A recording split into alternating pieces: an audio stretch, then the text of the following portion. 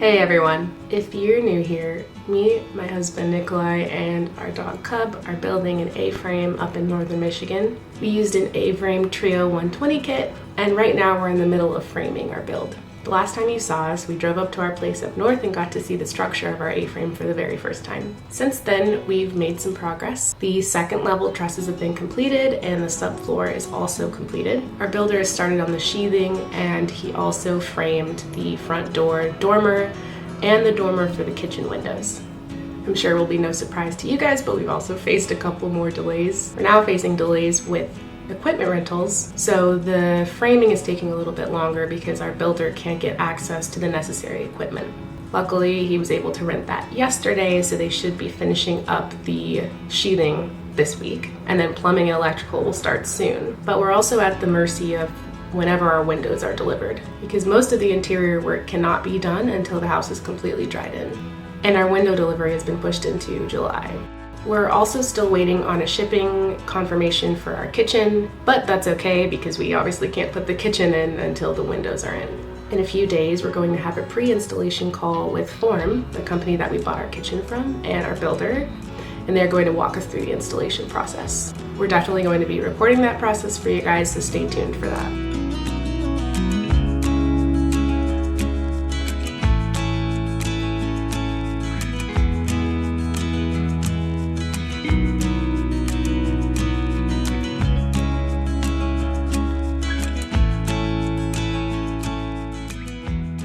I'm sure you'd be interested to hear an update on our budget.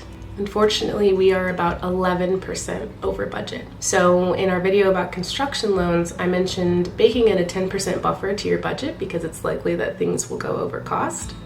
And now we're even over that suggested buffer.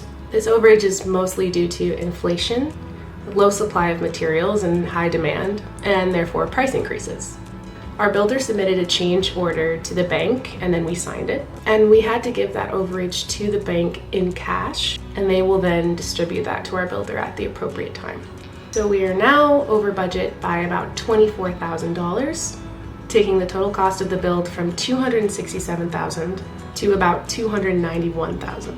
We feel like we picked the best time to purchase land, but the worst time to build a house because of all of these unanticipated price increases and delays. There was something else that happened with the bank that I didn't anticipate, and that has to do with our loan. So because we put down less than 20%, we have a PMI, which is private mortgage insurance. Basically, you pay a monthly fee for private mortgage insurance to ensure that the bank will get their money in the case that for some reason you can't pay your mortgage. And when we closed on our loan, we were given a quote for that private mortgage insurance and what the monthly cost would be. Well, because we're so delayed, the quote for that private mortgage insurance has now expired. So the bank had to pull our credit report again and give us a new PMI. The other option would have been to start paying that PMI immediately. In the end, we're happy that we're still making progress and we do have upcoming delivery dates. It's now the beginning of June, so hopefully we will be dried in about a month.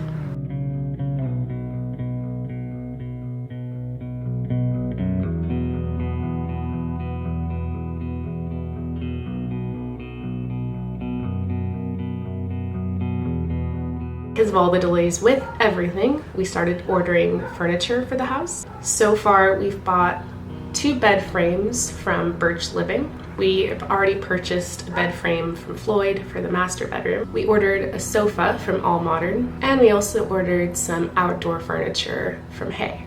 We've received everything so far except the outdoor furniture from Hay. That shipping date has been pushed back once already, so we should be getting that in about 3 weeks, but we'll see what actually happens. What's nice about the current state of our build is that we can start to visualize things. It's a little bit easier to understand how big the rooms will be, the living area, the kitchen, the loft, so we can start to plan our furnishings a little bit more. Now that we're nearing the end of the framing process, we don't need the shipping container anymore, and that's going to be picked up this week. Overall, we're pretty much used to the delays at this point, and we try to focus on the positives. At the end of this process, we'll have a home that we designed completely by ourselves, for ourselves. And that's what we're looking forward to. Thanks for watching, and we'll see you next time.